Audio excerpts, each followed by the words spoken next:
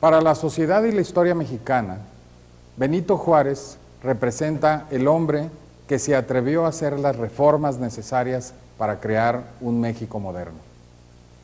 En este cuadro vemos cómo el presidente Juárez tiene en su mano derecha un documento que dice Leyes de Reforma y Libertad de Cultos. Es un cuadro que está firmado pocos meses antes de la muerte del presidente. Y significa el grado de importancia que para él y para los hombres de su generación tuvieron estas leyes que transformaron completamente al país, le dieron lo que fue su verdadera independencia y consolidaron instituciones que todavía hoy tenemos en nuestra nación.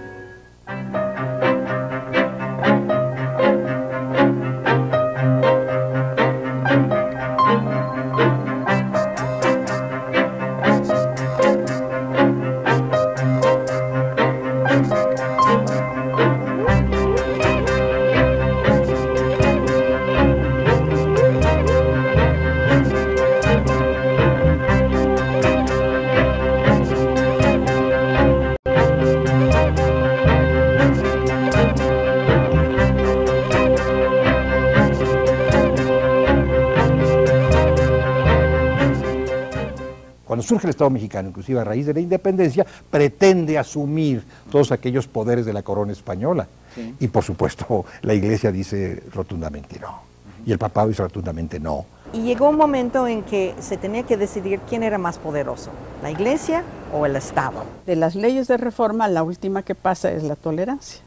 Es la última. De cultos, ¿no? Sí, la libertad de cultos. Esa es la más difícil de aceptar.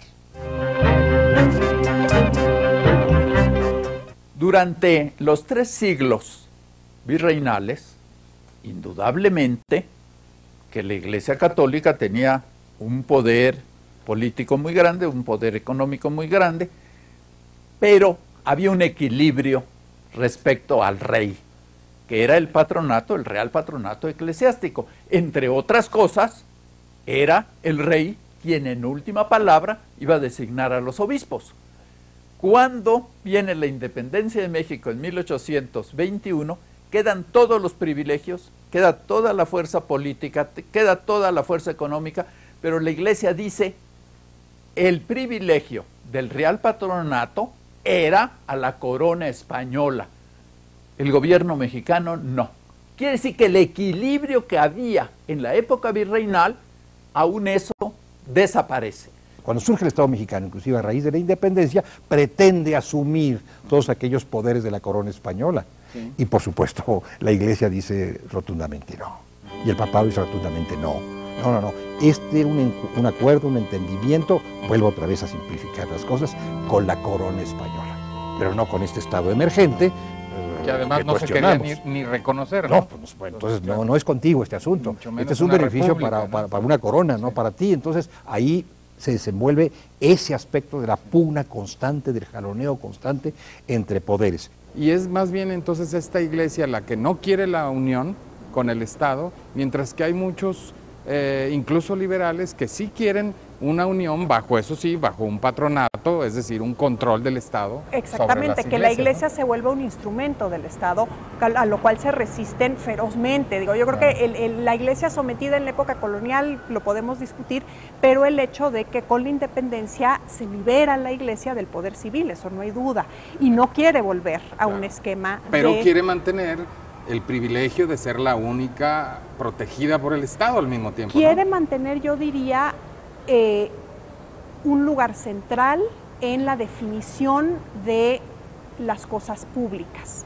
El Estado, y yo creo que esto sí hay que subrayarlo, el Estado que se está forjando es un Estado confesional, porque todavía se concibe a la religión como un aspecto de la gobernabilidad, no solo como una fe, sino parte de la gobernabilidad. El hombre en su foro más íntimo, en su esfera más íntima, se necesita guiar por principios trascendentes, así se plantea en la época. ¿Y qué cosa podría ser más trascendente que la religión? Y llegó un momento en que se tenía que decidir quién era más poderoso, la Iglesia o el Estado. Era un problema de soberanías, ¿no? De soberanías, de un estado dentro de otro estado. Las leyes de la iglesia van a ser más importantes que las leyes civiles o al revés. Las propiedades van a pertenecer antes que nada al estado o antes que nada a manos muertas y a la iglesia. Entonces empieza a haber una serie de conflictos allí a partir de 1830, debido en gran parte a que estos primeros obispos ahora sí juran defender los derechos de la iglesia y lo toman muy en serio. La iglesia es la gran terrateniente. En aquel entonces la riqueza estaba afincada en la tierra. Y tierra que entraba al dominio de la iglesia era de manos muertas, ya no se podía vender, estaba fuera del comercio. Esto fue tremendo para la economía mexicana. En estos años que estamos hablando, de 1821 a las leyes de reforma, por varias causas, el desastre económico en el país es tremendo, las finanzas públicas están en verdadero déficit, y una de las razones es que la máxima riqueza de aquel entonces pues no se mueve, son de manos muertas. Esto no era posible. Esto no era posible no porque fuera México, el país como se llamara no podía ser. Tanto los conservadores como los liberales acuden al dinero de la iglesia de manera distinta, ¿no? Todo el tiempo. Es decir, el problema era que de alguna manera la iglesia tenía una riqueza que todos codiciaban de alguna manera, ¿no? Y que, o que requerían para sus actividades. Es que lo que tenemos que darnos cuenta de la primera, digamos, 3 décadas o 4 décadas, de 5, de la historia nacional, es que el problema del Estado es el dinero. Todos los sistemas de gobierno que se experimentaron fracasaron por falta de dinero, no por todas otras cosas que se dicen pronunciamiento. No, fue la falta de dinero. Entonces, siempre contaron con préstamos de la iglesia, más o menos de los liberales un poco más abruptos, los otros más comedidos, pero todos le exigieron a la iglesia. Entonces, la iglesia no era tan rica como parecía, porque también había sufrido los avances de la corona española, pero tenía crédito, a diferencia del Estado, que ya empezó a no tener a unos réditos espantosos, ¿verdad? Pero ya para los 30 estamos en manos de la usura. Hay una diferenciación importante dentro de la iglesia, y yo creo que hay, en términos, podríamos decir, de hoy, hay una especie de izquierda dentro de la iglesia, es decir, hay un sector francamente liberal dentro del clero, ¿no? Y eso se ve pues en toda la primera mitad del siglo XIX, se ve en los años 20 con los clérigos yorquinos, presentes incluso en los congresos. Miembros de la masonería, ¿no? Claro, sí. Se ve en algunas oraciones cívicas, como la que dio por 1833 el doctor en teología José de Jesús Huerta, en donde denosta al clero, el alto clero mexicano en particular, por su conservadurismo, y este mismo hombre va a llegar a jurar la Constitución del 57. De 1821 a 1855, México vive una tragedia constante. Es un estado en muchos de estos años semiteocrático, en el cual perdemos la mitad del territorio, la pobreza, sobre todo pues de los indígenas, es fabulosa, y era una situación que era imposible que continuara. Pero en el año de 1853, que es la última presidencia de Santana, se dan unas bases por el propio Santana, que desde un punto de vista constitucional, hay que decir, y así era, el presidente de la República podía hacer todo. y fue una dictadura feroz. Un viajero pasó por esos años por nuestro país y escribió: pobre pueblo, desde que amanece nada más se oyen las campanas de las iglesias y se ve a los contingentes militares marchar. Es decir, era un régimen teocrático militar. Hasta la ley del 4 de diciembre de 1860, la última que dicta Juárez todavía en Veracruz antes de venir a la Ciudad de México, se dice: quedan abolidos los recursos de fuerza. Luego dice: cualquier autoridad que asuma la potestad pública de la jurisdicción será considerada como delincuente. Hasta ese momento, ¿por qué? Porque gran cantidad de asuntos económicos y sociales se litigaban en los tribunales eclesiásticos. La ley Juárez, de nueva cuenta, no es una ley radical, era empezar a poner orden en el país en este campo de la justicia. Y desde luego, pues había que meterse con el fuero eclesiástico y con el fuero militar.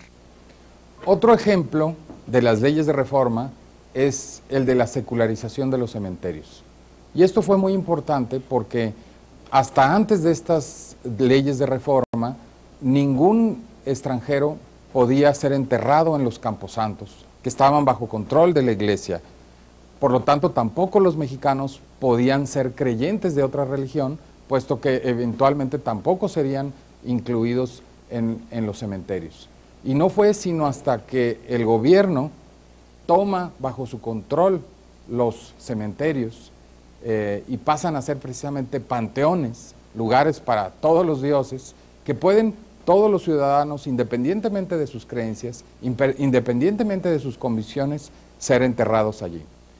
La ley de secularización de cementerios, por lo tanto, es una ley que, junto con el registro civil de nacimientos y el contrato civil del matrimonio, es una de las 3 leyes que establece el paso, el control del paso de los principales momentos de la vida de los ciudadanos mexicanos, que ahora, a partir de ese momento, pueden gozar de la libertad de creencias, de la libertad de religión, y pueden, por lo tanto, ser mexicanos independientemente de lo que crean. Y después una serie de aspectos de la vida civil que no deben de estar en manos de ninguna iglesia. Lo que usted dice, el registro civil. ¿Por qué el registro civil es tan importante? Es que antes de esto, todos los actos de la vida civil de los mexicanos eran regidos por la iglesia. ¿Cómo podía yo certificar mi nacimiento? ¿Cómo quedaba eso asentado? En los libros parroquiales. Era la iglesia. Que me casaba, era la iglesia.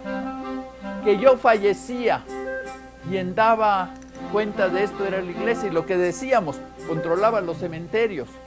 Si me consideraban un hereje, pues no me dejaban ni que me enterrara, que mi cadáver lo tiraran quizás al río.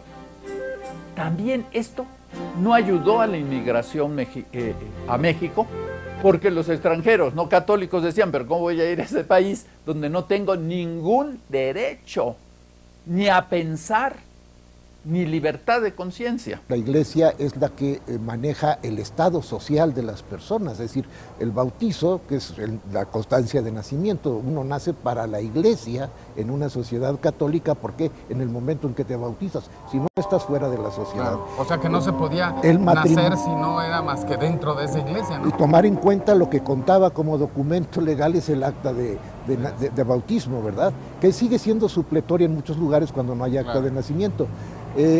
También el matrimonio, también todo el problema de herencias. Y empiezan a llegar en números muy importantes mineros ingleses.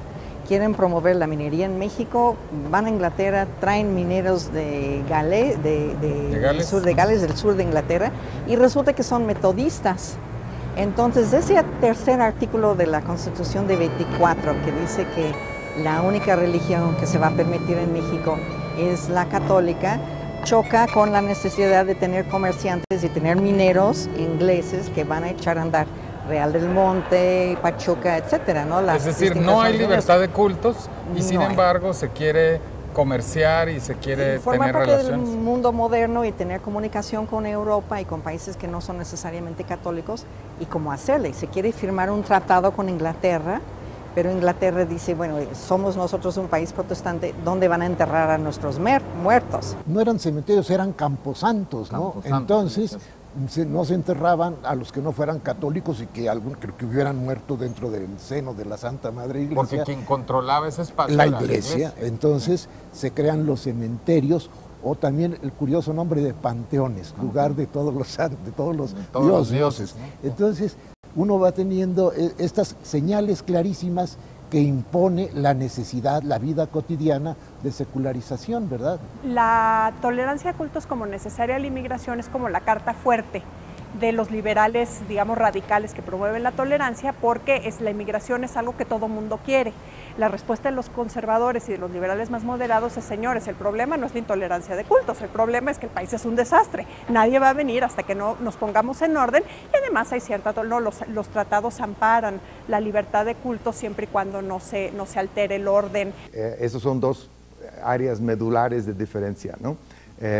Porque si el culto es la verdad, no contemplan que el individuo puede posicionarse a favor o en contra. En la discusión del Congreso Constituyente de 1856-57, la Comisión de Constitución presenta un artículo, que si no me falla la mente era el 15, sobre la libertad de cultos. La libertad de cultos es una de las libertades más importantes para cualquier ser humano. Y era muy cuidadosa, y se ponía al final que como la religión del pueblo mexicano era la católica, por leyes se le iba a proteger. El proyecto de establecer la tolerancia de cultos fracasa, ¿no? El Congreso se divide y hay unos que están muy preocupados de que la disolución de la unidad religiosa va a significar la disolución de la nación, y entonces este principio, digamos, clave de cada quien debe de creer en lo que quiera y adorar a Dios como mejor le parezca, queda fuera de la Constitución.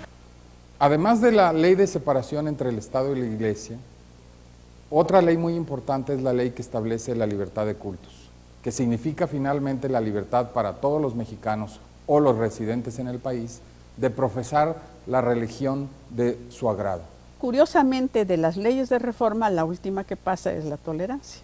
La ley de libertad de cultos, ¿no? Sí, la libertad de cultos, esa es la más difícil de aceptar. El país se dividió, pero si no mal recuerdo, en ese momento todos eran católicos. O sea que usted está señalando una cosa muy importante, que no todos los católicos estaban de acuerdo con su iglesia, no todos los católicos estaban de acuerdo en las posiciones políticas que tenían que asumir, y no todos los católicos estaban de acuerdo en el tipo de país que se debía construir. Hasta donde yo recuerdo, los grandes discursos por las libertades, por la libertad de culto, por la libertad de conciencia, lo dijeron puros católicos. Creo que en ese momento, el único que se declaró no católico fue don Ignacio Ramírez.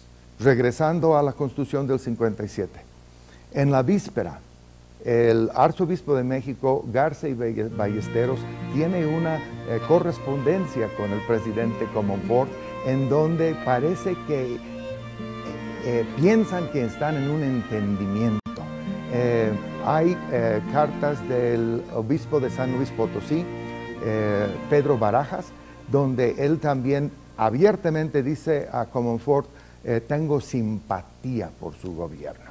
Entonces no podrían desconocer que el gobierno de Comonfort era un gobierno liberal.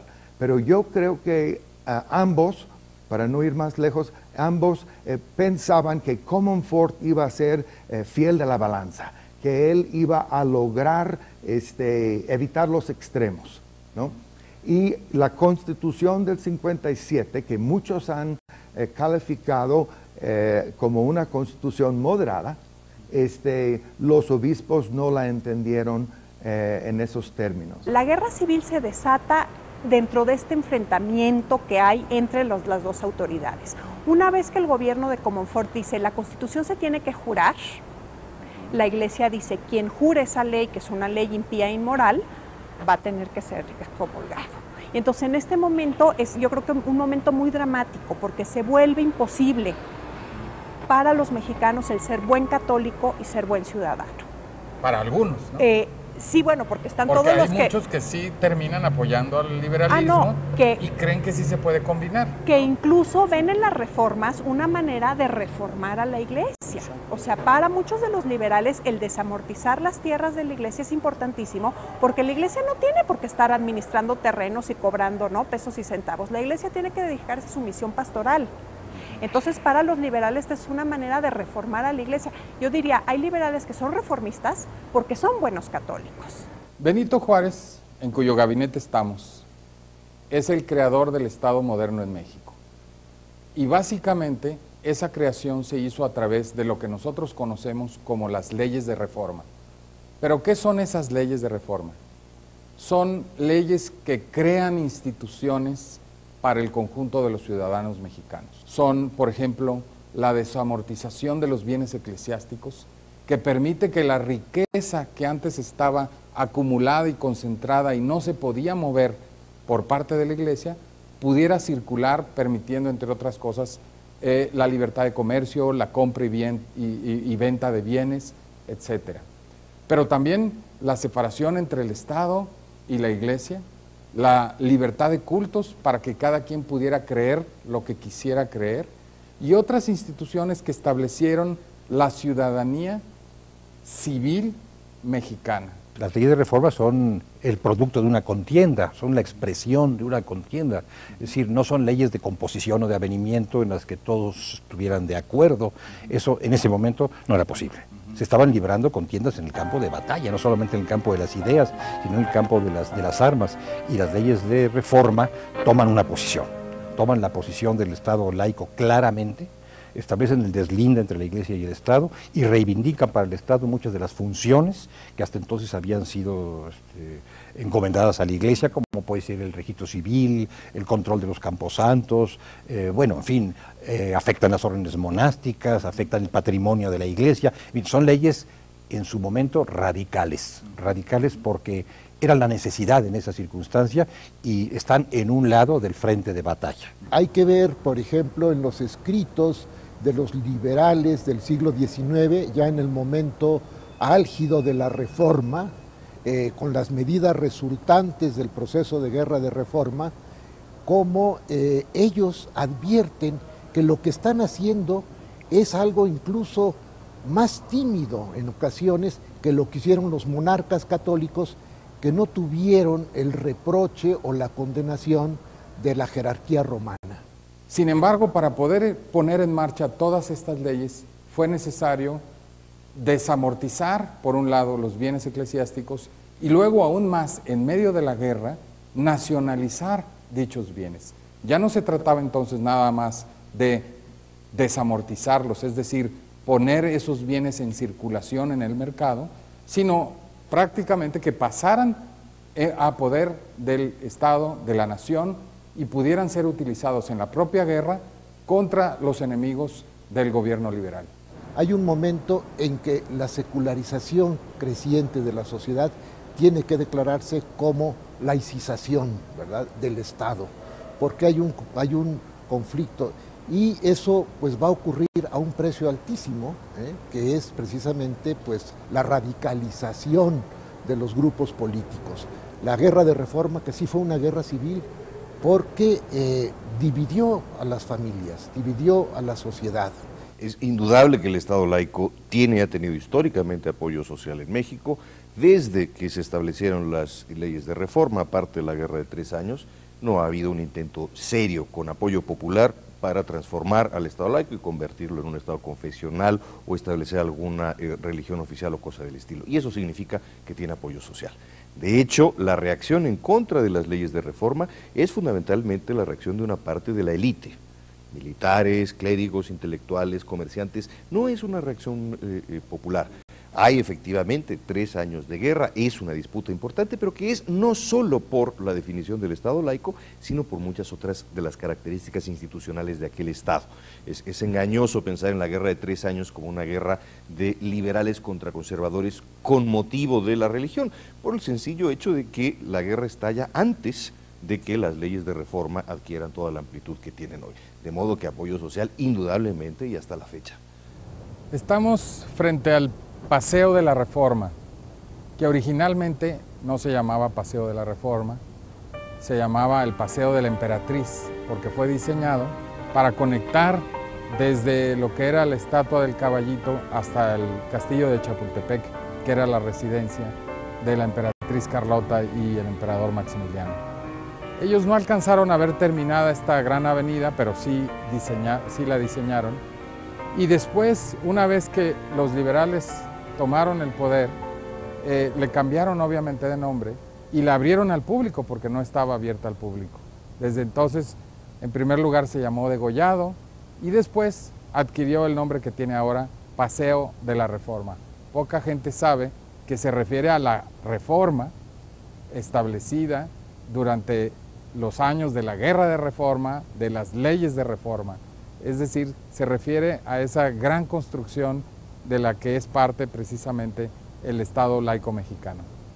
Ahora, esta avenida finalmente se constituyó en la gran avenida que habría de celebrar el liberalismo y el Estado laico mexicano, porque a lo largo de la avenida se establecieron una serie de monumentos, primero otorgados a cada uno de los estados de la República, y luego los monumentos como son el Ángel de la Independencia, el monumento a Cuauhtémoc, que precisamente conmemoraban los grandes momentos de nuestras luchas por la libertad. Así que el Paseo de la Reforma es de alguna manera un gran homenaje al Estado laico y al Estado liberal en México.